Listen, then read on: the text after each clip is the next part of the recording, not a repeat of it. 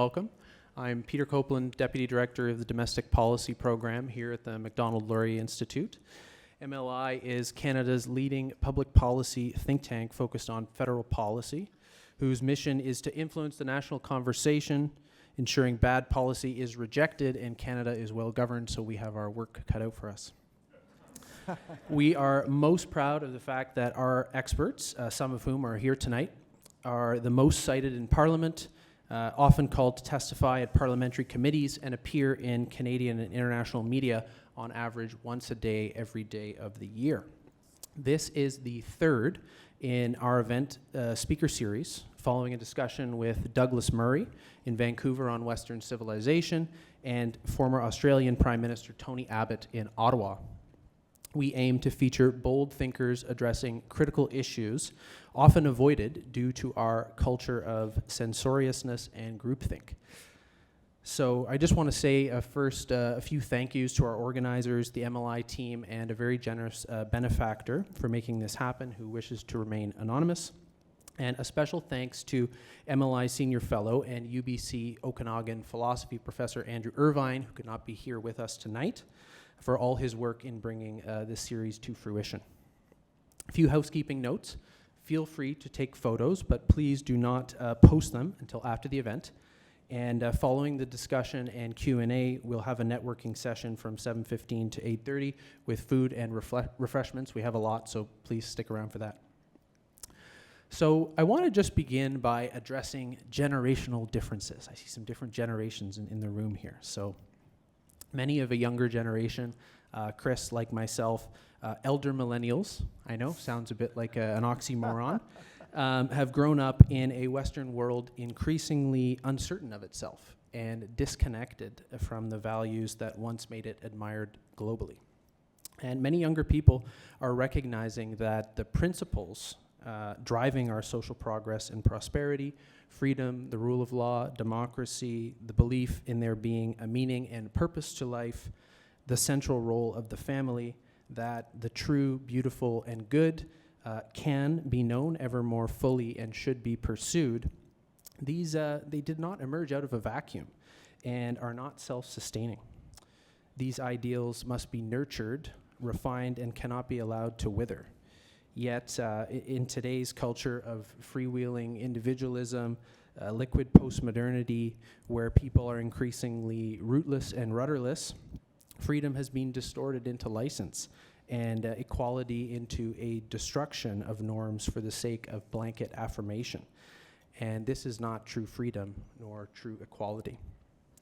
Do we need a march back through the institutions, a counter-activism, or attractive witness and grassroots action, modeling and pursuing these values in our own lives and through novel education and civic initiatives? Our speakers today will explore how we arrived at this point and how we can move forward. So it's my great privilege to introduce Eric Kaufmann, MLI Senior Fellow and Professor of Politics at the University of Buckingham. Eric is the author of several best-selling books, including White Shift, Immigration, Population, and the Future of White Majorities, and more recently, The Third Awakening. Earlier this year, he launched the Center of Heterodox Social Science, aimed at restoring balance in academia. His work has appeared in the New York Times, Wall Street Journal, Times of London, Newsweek, and many more. And Eric is interviewing our esteemed guest, Christopher Rufo, a senior fellow at the Manhattan Institute, contributing editor at City Journal, distinguished fellow at Hillsdale College, and founder of American Studio, a nonprofit focused on new works about the American experience.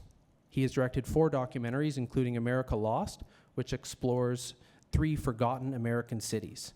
Recently, he has been at the forefront of challenging critical race theory, gender ideology, and DEI policies in U.S. institutions, influencing both presidential orders and state legislation. Please join me in welcoming Eric and Chris for their conversation on where next for the cultural counter-revolution.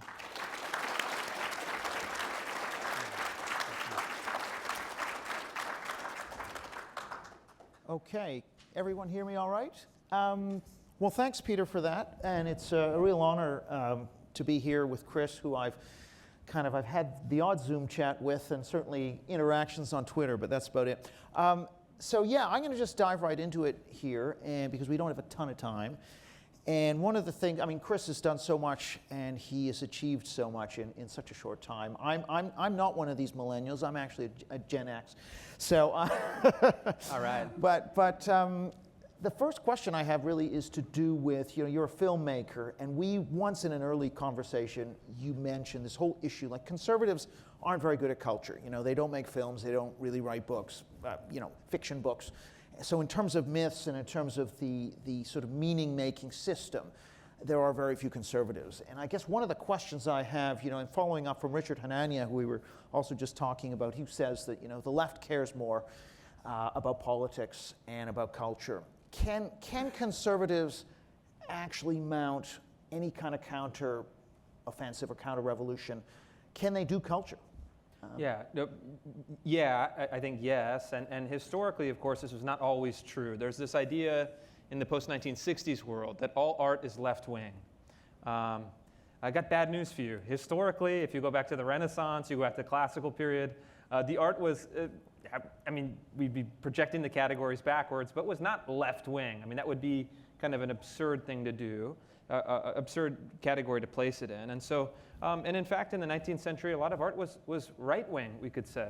And you go back further than that. And so there's no law of human nature that all art has to be on the left or have kind of a progressive ideology loaded underneath it. And in fact, I think what we're seeing in the arts right now is the exhaustion of left-wing ideology in the arts. I saw that very early on when I was in the documentary world, and I was looking at film festival catalogs, and they were like indistinguishable from like a race and gender studies syllabus, It's like, and then you'd have these films that were loaded with prestige. They would be premiering at Sundance. They'd be getting some kind of fancy award. They'd be getting distribution. And then you'd look at their commercial results. You'd go on Amazon, for example, just to do a kind of quick thing. And you'd say it's like 3 reviews with 1 star, So what you get from there, without getting the actual kind of per unit data, is high prestige, but actual low market penetration, low audience accumulation. The public is not actually responding to these products, even though paradoxically they have saturation because of their position within the institutions. Okay, there's a second part to this that's very important. Conservatives, and as a geriatric millennial, is that what maybe we could say that? Someone said that, I don't know if it's a joke. It might be a real thing, who knows? But what I think has happened is that if you look at the political right, had a kind of overriding cause during the Cold War. It was to defend American principles, or say Western principles, Canadian principles, which are kind of similar, and to defeat communism, right? To defeat communism. The Soviet Union, the communist satellite states, et cetera. And then conservatives were told, we won. The fight is over. Communism will never rise again. It's been eternally discredited. You can go back to your business. You can go back to your church. You can go back to your household. You can essentially leave the public square because you've won, return, go make money, go worship God, go spend time with your kids. And conservatives essentially disappeared from the public square for a generation. And then what happened is that the left started to say, actually, communism was just defeated momentarily. This is like a zombie ideology. It never actually dies. And we're going to take our positions within these institutions. And so you have, I think, in the large historical period, a precedent to say, no, we actually can engage in culture. We can win in culture. In the shorter historical period, we've made a disastrous blunder. It's like, we'll be very relatable here. You've probably seen clips of like the football player who starts dancing before he gets to the end zone, and then gets like stripped, of the ball. That's kind of what conservatives did on culture at the very end of the Cold War. And so I think it's going to take a huge effort. Most of the conversations that people like Eric and I have privately is very anxious, very fretful, very concerned, very pessimistic, because we're really in the trenches.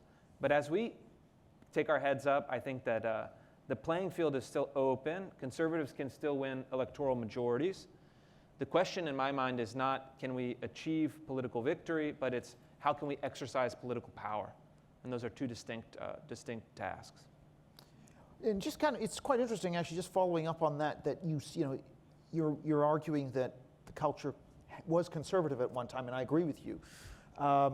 Does that mean that the elite can be won over to conservatism, or does this have to be a populist putsch of the elite? How would you play that one? Between those two? It's probably got to be all of the above. Right. Look, we'll be very, very honest, and I think it's important to be honest. Kind of right-wing populism in the West, and let's say in particular in the United States, has some elements that are lowbrow, has some elements that are conspiratorial, has some elements that you kind of, as a say a kind of professional class person, might give you a little pause. These are things that we have to learn to accept and learn to love, and learn to improve, of course, and learn to limit. But the thing that might be difficult for people who imagine themselves to be a kind of conservative counter-elite is that they're too good for this kind of mass politics. Well, we could wind back the clock, to 1775, and maybe we could, well, in Canada, this is a hard question for you guys, but we live in a mass democracy. A republic, technically, in our case, but really a mass democracy. Mass democracy, you have to rally the masses, and the masses are not rallied by white papers and kind of Pythagorean theorems and William F. Buckley columns, right? With like 1 million syllables per word. So you have to actually engage in kind of mass politics and what is called propaganda. Not in a negative sense. Propaganda just means propagation, right? Plants propagate, ideas propagate, money propagates. Take the kind of loaded ideological terms out and just say, that's part of it, right? And look at the two presidential candidates in the United States. You have Donald Trump and Kamala Harris. Both of them speak in like a 3rd or a 4th grade syntax, right? They're different syntactically, like their language is different, Kamala Harris is like a stoned kindergarten teacher, and Trump is like a 4th grade bully, But part of it you have to say, well, oh, this is such a shame. How do these people rise to power? It's like, well, because guess what? People are busy. People have many things to do, and actually, like 4th, 5th grade syntax is probably like the sweet spot. So you have to engage in that. Okay, we accept this. Maybe you don't. You could be a Conservatives adopted the position of the superfluous man. Have you heard this term? Okay, it's like a 19th century philosophical term that then was adapted in the 20th century. Conservatives said, I would have been a great, I would have been a great duke or a great Renaissance artist, but in this mass society, there's no place for me. You can do that thing, but if you actually want to be effective in politics, you have to grapple with the mass. At the same time, you have to also have an elite politics, because the institutions that run modern societies are elite institutions with educated, affluent, and professional class people. And so you cannot have a political, all right, we're going to get really controversial. Why not? Okay, I'm going to say this carefully, but controversially. You have something like January 6th, right?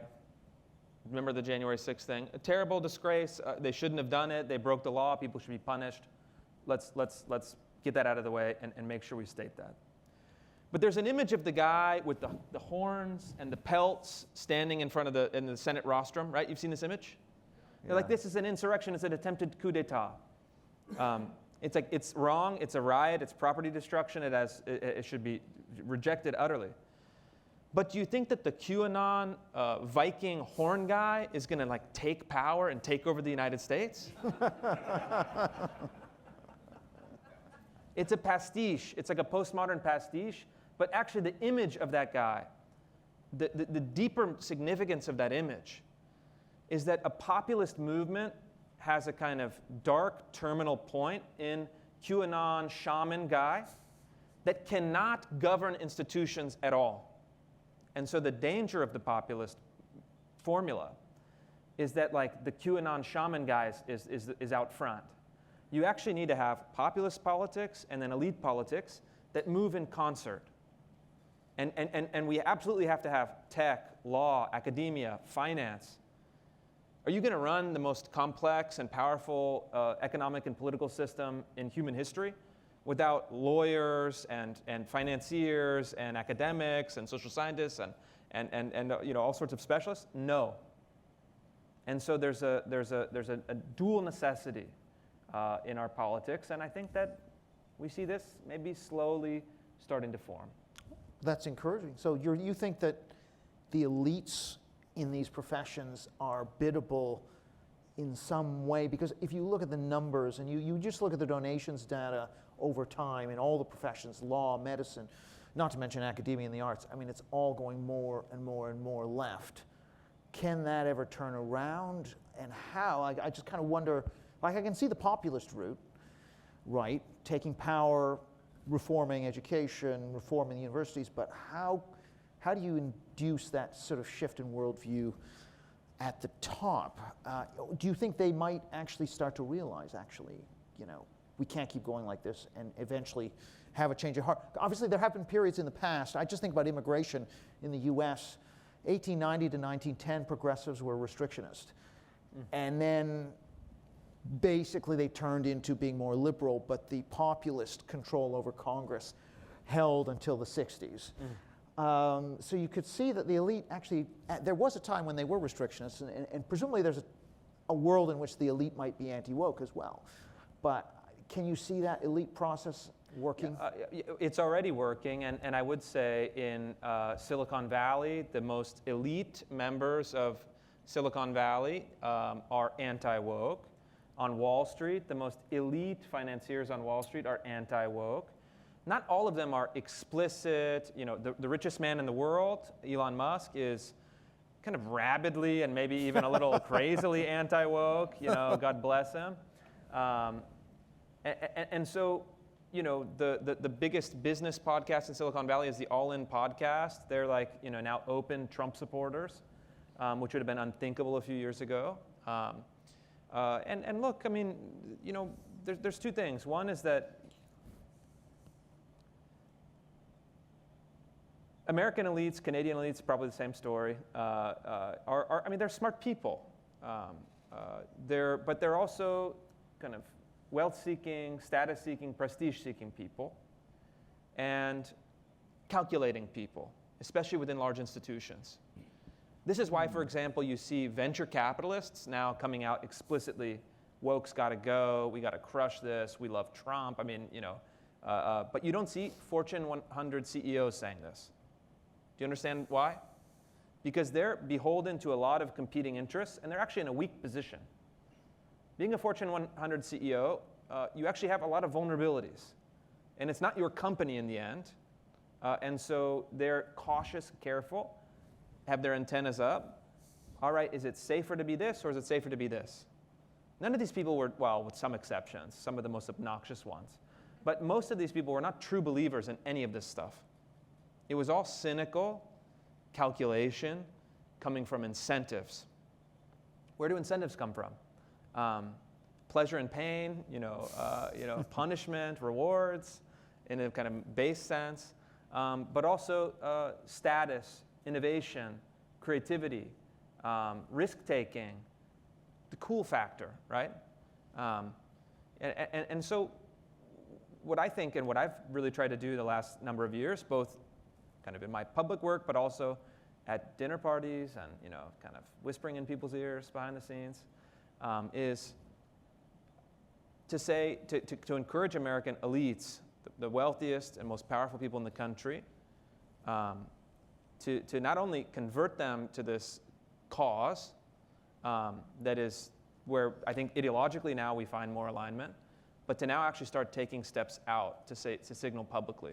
And the All In podcast, if you're not familiar with it, it's sometimes sometimes good, sometimes a little too kind of business tech stuff.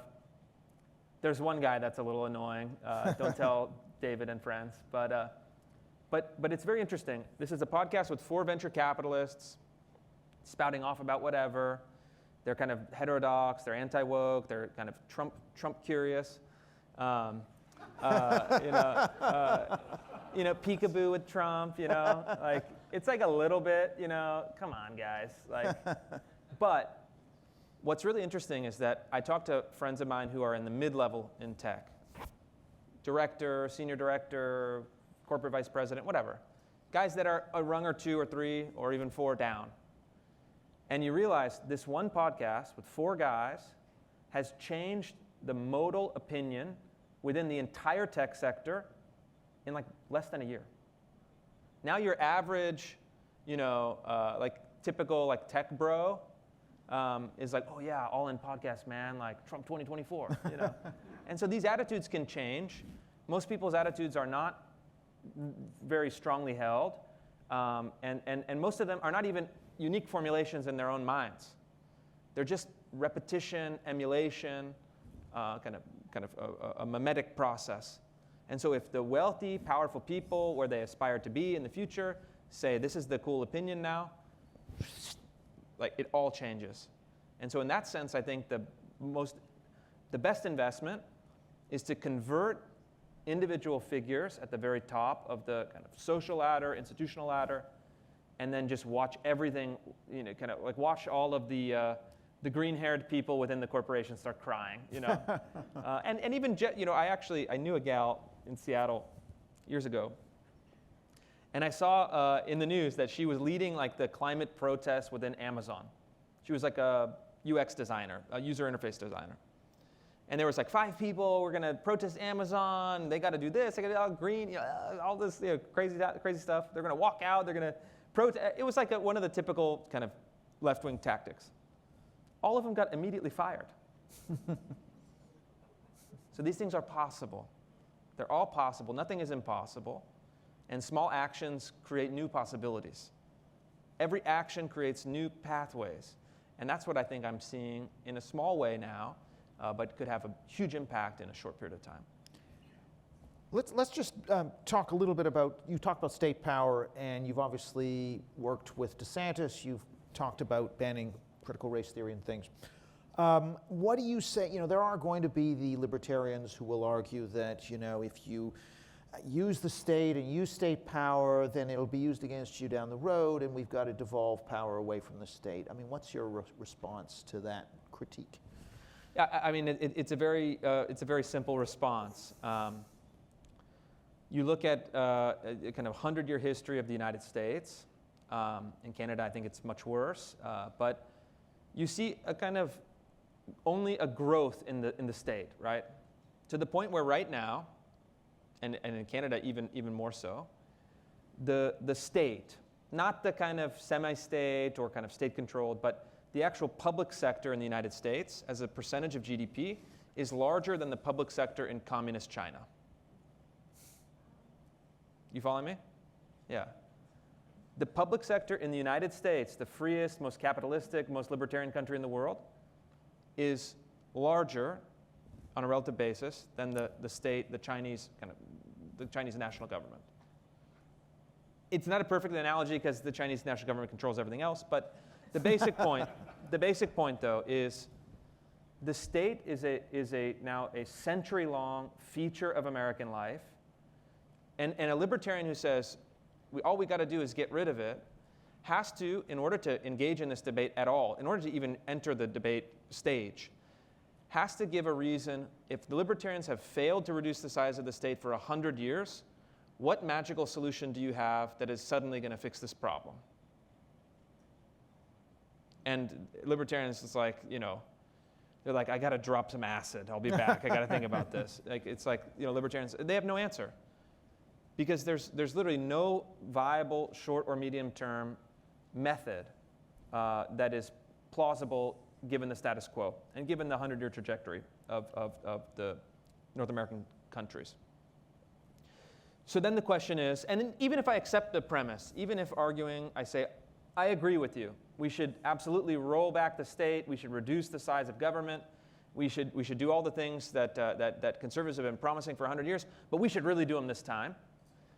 But until then, what are we going to do with the institutions as they exist today? you actually have a responsibility if you win an election, which libertarians have never done.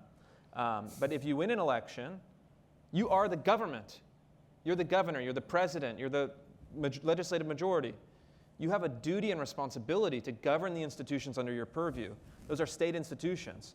And so libertarians get themselves in this bizarre critique of some of the work that, for example, we've done in Florida with Governor DeSantis. Is like, you know, they're like, it's a violation of freedom for the government to interfere with the government.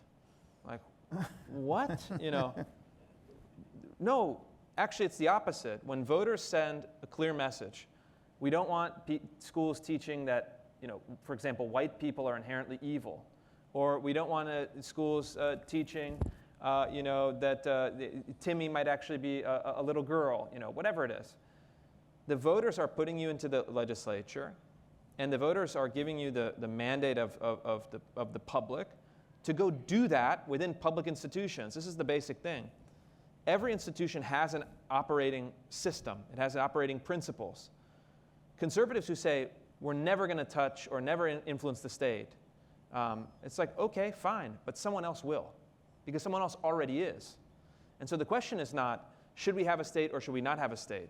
That's good for like a dorm room or a lecture hall or kind of abstract speculation. The question is, we have a state now, we're going to have a state for a foreseeable future. On which principles does it operate? That's the crucial decision, and it's an inescapable choice if you have a sense of responsibility that when we actually win majorities, when the people send us to the state legislature or the people send us to DC, we need to do the work on their behalf. You actually have to govern the institutions. And in my view, a lot of this is just a cop-out, because it's actually very hard to disrupt the status quo.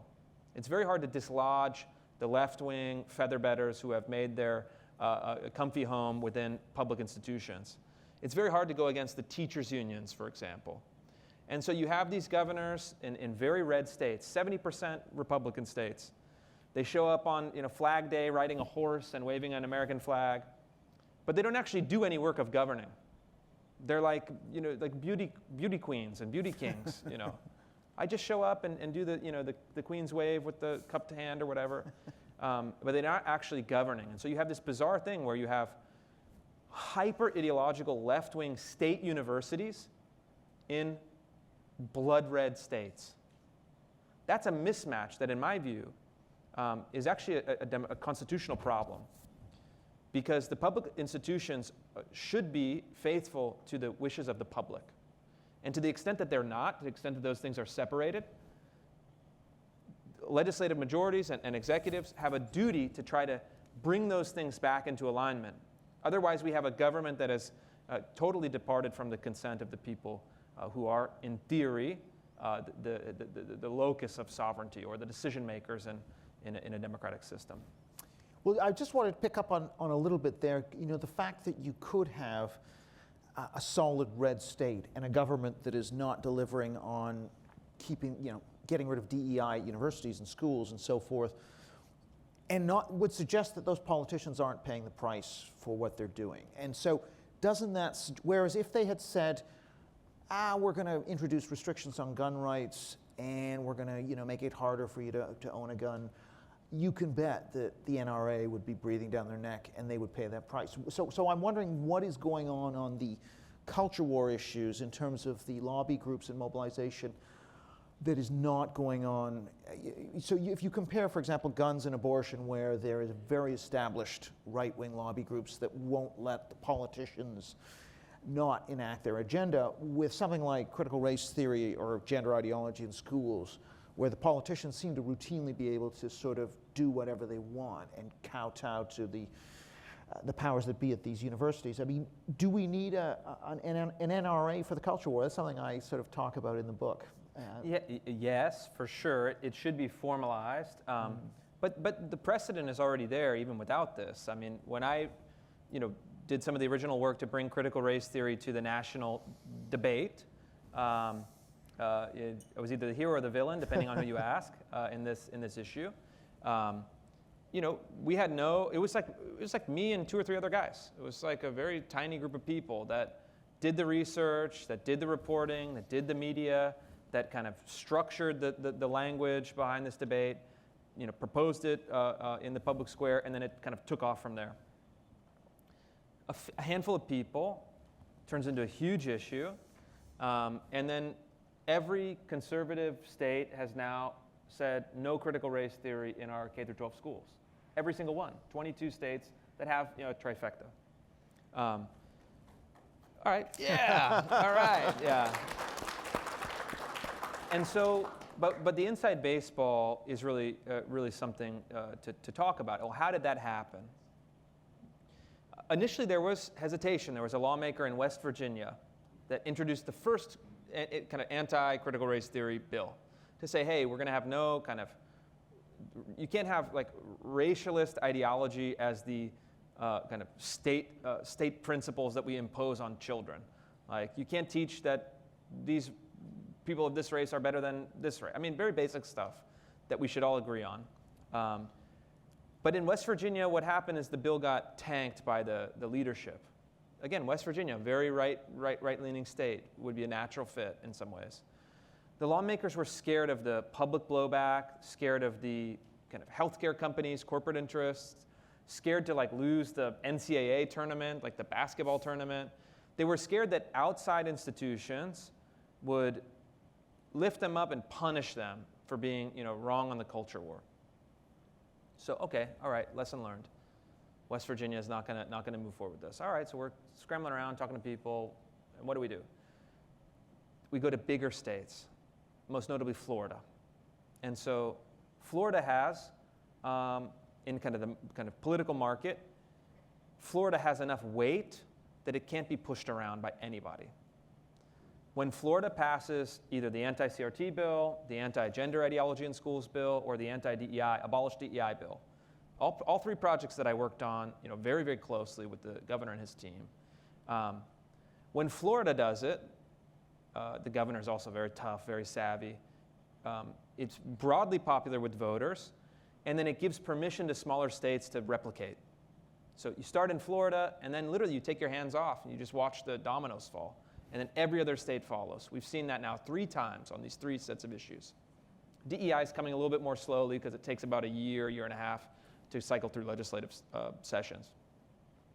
But what that taught us is a kind of a state or an institution with enough strength, enough position that it can't be pushed around. If they set the precedent, they change the permission structure everywhere else. And having a formalized lobby would probably be helpful, yes. But even more importantly is having that one strong, decisive, and tough leader in the political sphere that can then set the standard for everyone else.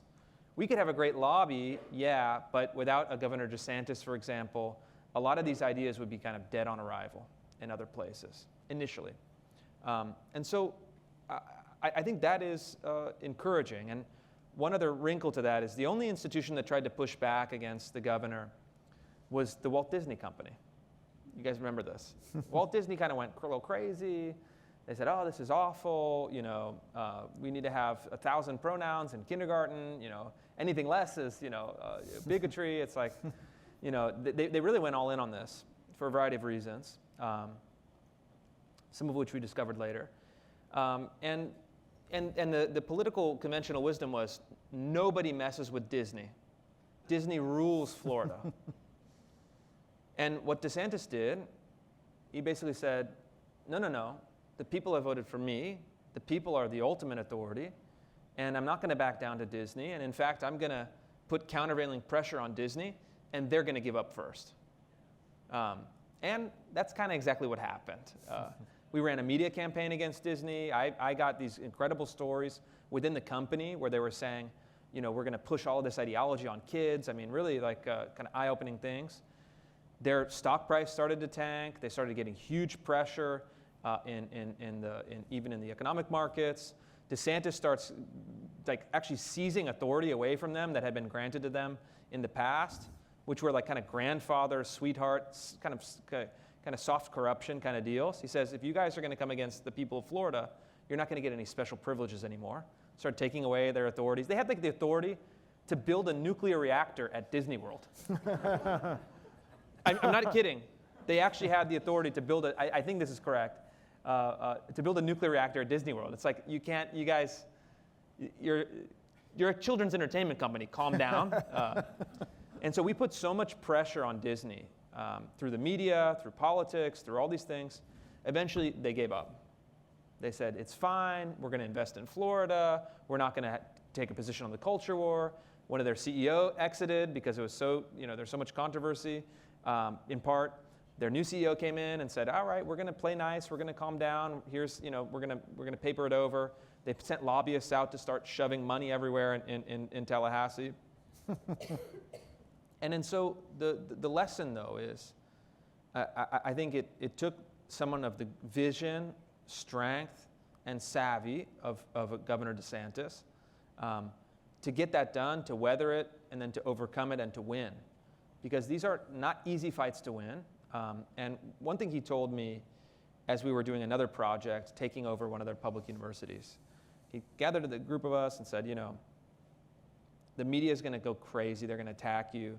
You're going to get attacked by almost virtually the entire media. You're going to get your name dragged through the mud. You're going to get hit. You're going to get attacked. You're going to get slandered. I'm behind you 100%. And if you don't get attacked like crazy in the media, you're not going far enough. You're not doing your job. So that kind of strength, I think, is essential. And he said, look, the media is going to say what they want to say, but we have to go through the media, confident that public opinion will back us up, and then on the other side, we win elections. And so that was his strategy in his first term, and he went from a 30,000 vote margin, like razor thin, less than 1%, to winning re-election by 20 points. Because he never took the media personally. He never took the media as a source of judgment that he would internalize. And in fact, he delighted in provoking the media, in going over the heads of the media, and in bashing the media as necessary, confident that what he was doing was broadly popular, and then he could deliver an electoral majority. Well, I mean, let's pick up on one strand of that story, which is a great story, by the way, which is the New College of Florida story. So taking over this university, and many of us will have watched those videos and just delighted in what you did there. But what are there any sort of, well, first tell us about that, and also what lessons that holds, and where do you see this going, really, in terms of reforming higher education and the huge, deep problems in higher education?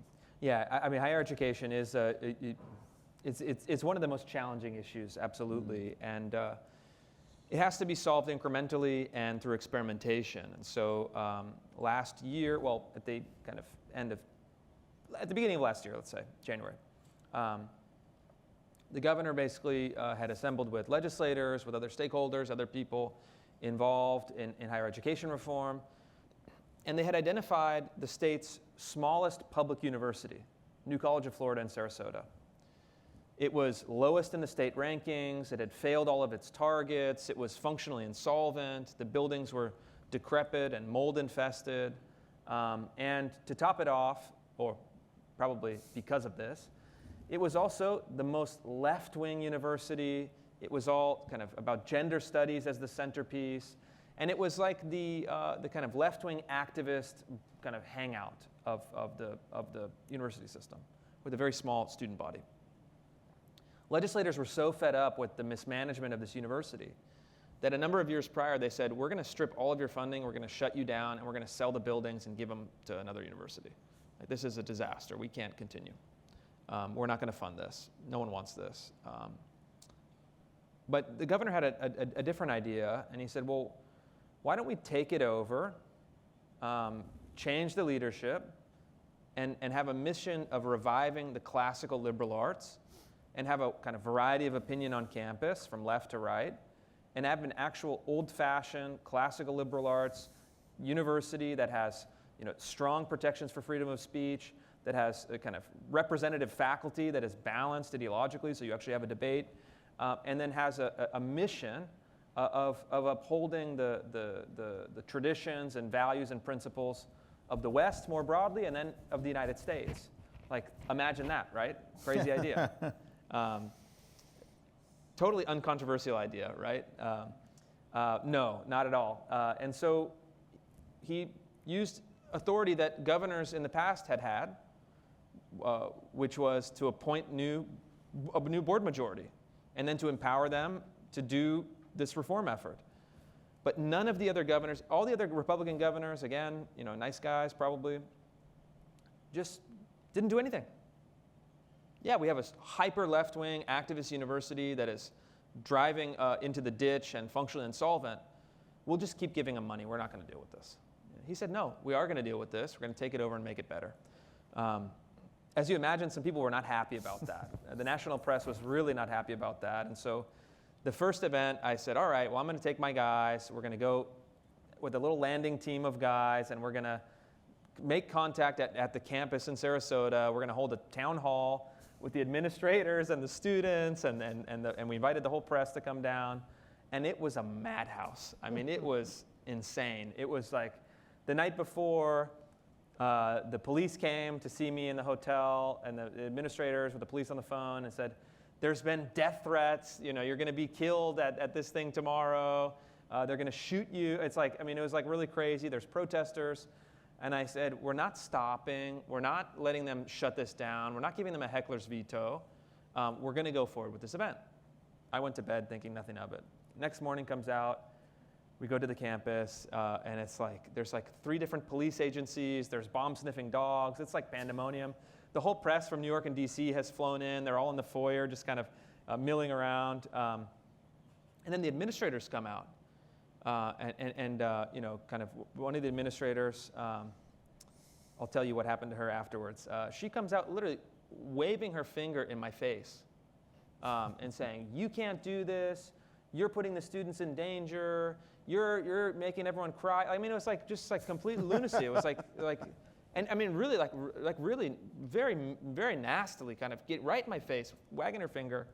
You can't do this. We're shutting down the event. I mean, like really like she was used to get, this must have worked every time for her in her career in academia. People, oh, I'm sorry, someone's scared, like, let's get a juice box and cancel everything, and it's like, at one point, and I had guys recording this, it was very fun. We're backstage, there's police everywhere, crazy protesters outside, and I just tell her, I said, I mean this in the most respectful way possible.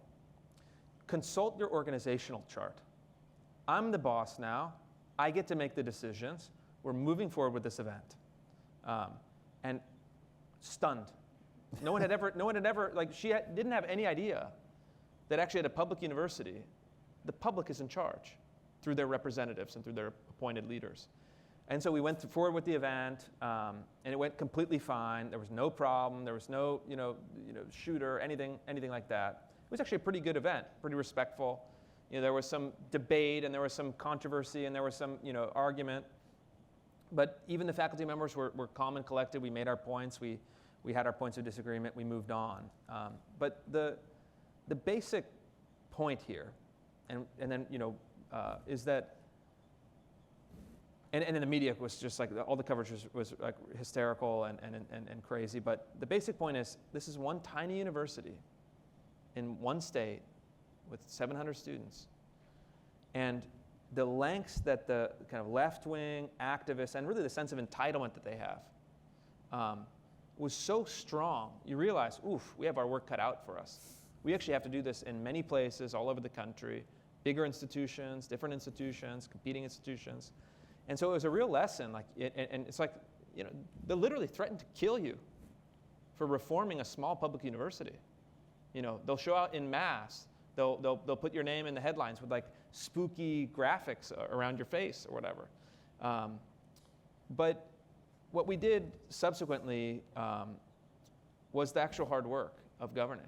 And we fired the president. We fired the provost, who was waving her finger in my hand. Actually, no, wait. The provost, we facilitated the graceful exit of the provost. We didn't fire her. But she was gone fairly quickly. I don't know all the details. We replaced the president. We replaced virtually all the administrators. We replaced the provost. We've now replaced about half of the faculty. Some of the faculty were very upset about what we were doing. And I told them, leave. And then, we're going to leave if you keep doing this reform movement. I said, that's fantastic. And then I would actually tell them this. I would say, I would love for you to leave. This does not seem like a good place for you. And they're like, and then they said, you're bullying us now, you know. And one of the gals, I actually currently under, in theory, it hasn't been resolved. I'm currently under a federal civil rights investigation because one of our former employees who ran the DEI department filed, in part, the ACLU filed a federal complaint that's now under investigation because I refused to use ze/zer pronouns for this woman. You know, and it's like they literally have the government investigate you because you're not playing into their kind of ideological games. And of course, we abolished her entire department. No more DEI, gone.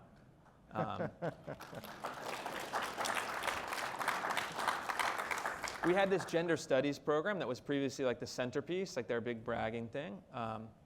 The gender studies founder and professor was actually was the faculty representative on the board. We abolished her entire program, just gone. This doesn't meet scholarly standards. Students aren't, learning the things that they need to be learning.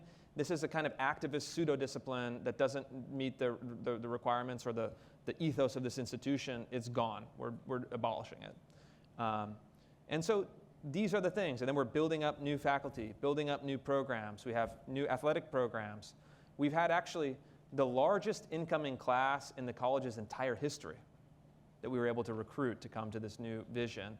And we're kind of off to the races building this program. And it's like all the controversy, all the drama, all the, the death threats, all the nasty news articles.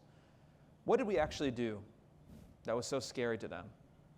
We've designed a core curriculum that actually starts with them, studying Homer's The Odyssey.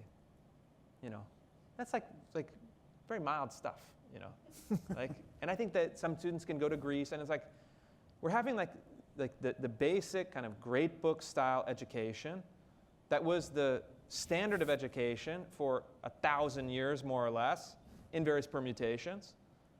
We're bringing some of those elements back. That's all we're doing. And so, we're very proud to fight for it. And look, if that's what we have to do to fight for these principles, we're going to do it. And we're going to have fun doing it. We're going to be excited about it.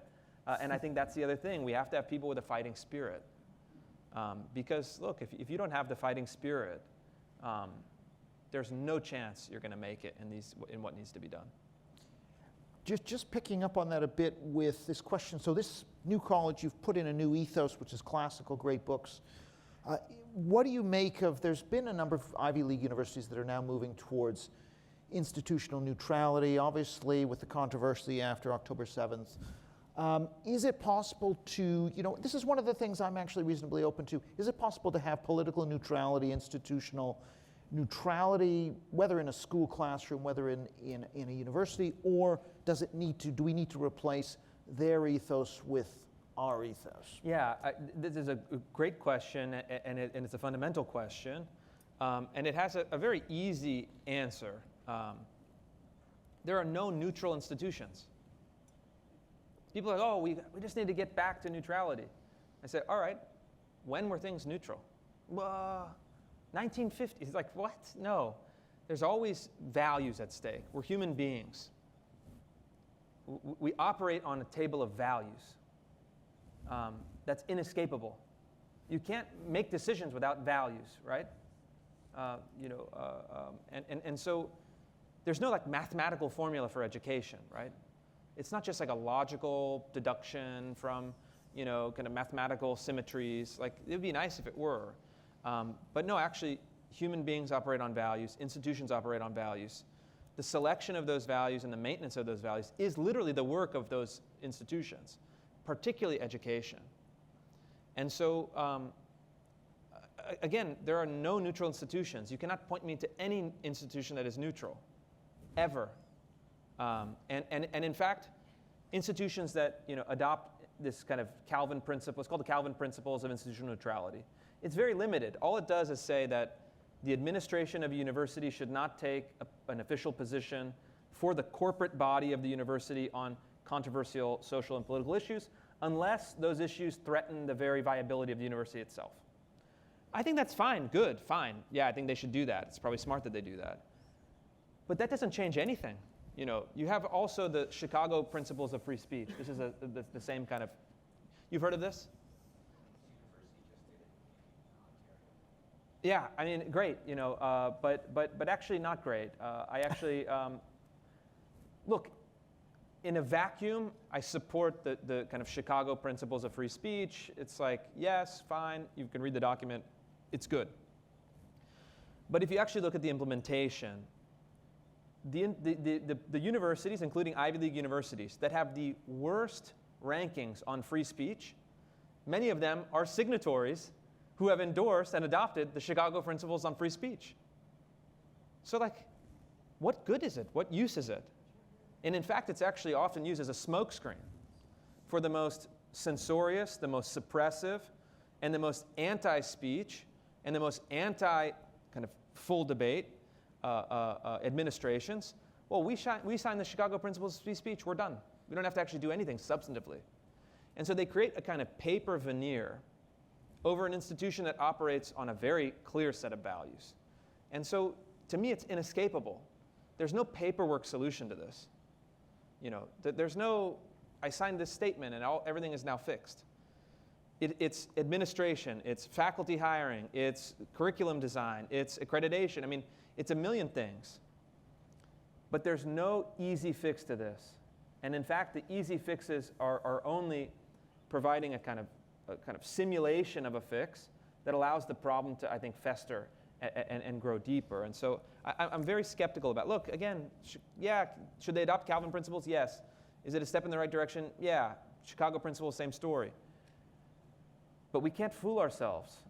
You know, free speech is like a procedural value that is a good value, but free speech is not an ultimate value. You know, the purpose of a university is not free speech. Free speech is a technique and a commitment that enables us to actually fulfill the purpose of a university, which is the discovery of knowledge, the pursuit of truth, the appreciation of beauty, kind of moral education. So taking young people, for example, in university and preparing them to be citizens, statesmen, you know, civic leaders. That's actually the university, and we have to have a debate on what do those things mean. The left has a very clearly articulated vision.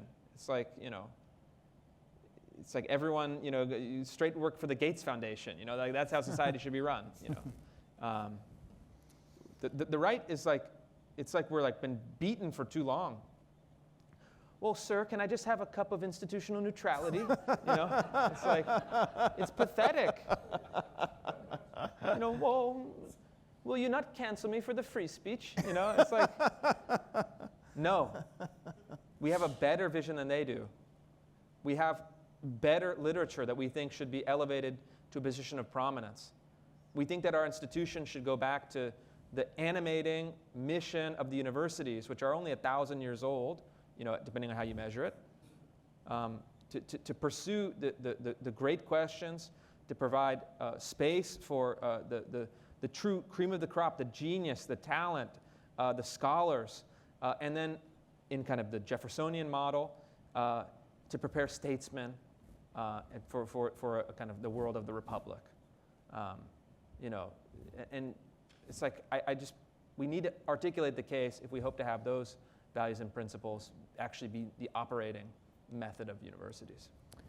Well, thanks, Chris. Yeah, I'm conscious of the fact is the very last question before we open it up to general questions, and so hopefully keep it short on this one, is the question of young people. You know, surveys now show a slight majority of Americans under 25 say Israel is a bad idea, you know, and they're split on Hamas versus Israel. They're, you know, their views on whether a professor who offends people in class should be reported to the administration. 70% think they should be. So we've got this real ticking time bomb, which I've tried to draw attention to in my book, of the Gen Z, let's say.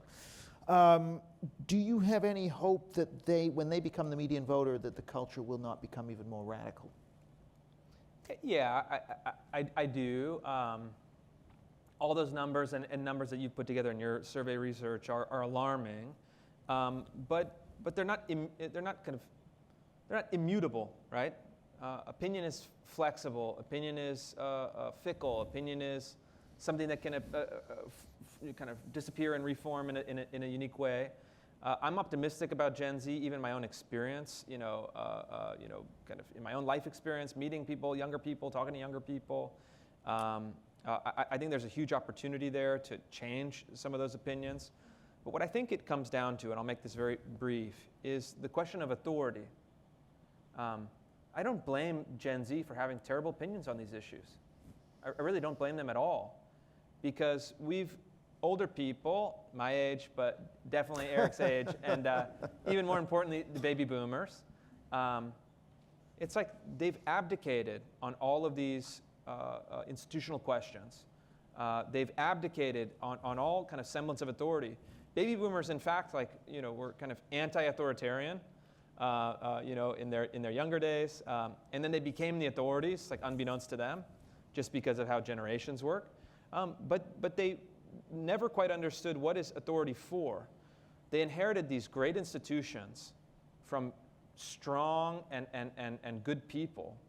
And then we see the public trust numbers. Then they wrecked them. Like really and truly, I do believe this. And I think it's backed up by the opinion research.